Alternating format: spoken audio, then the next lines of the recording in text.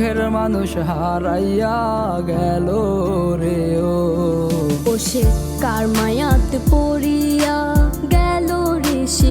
কসম কাট্টা বইলা ছিলায় আমায় সাইরা যাইবা না, মুইরা গেলেও তুমি নাকি অন্য কারো। পাশের বাড়ির লোক কি ভাবি পাগল বানাইছে, কাছে তাই না নিয়া প্রেমের গান শোনাইছে। ওই পাশের বাড়ির লোক কি ভাবি পাগল বানাইছে।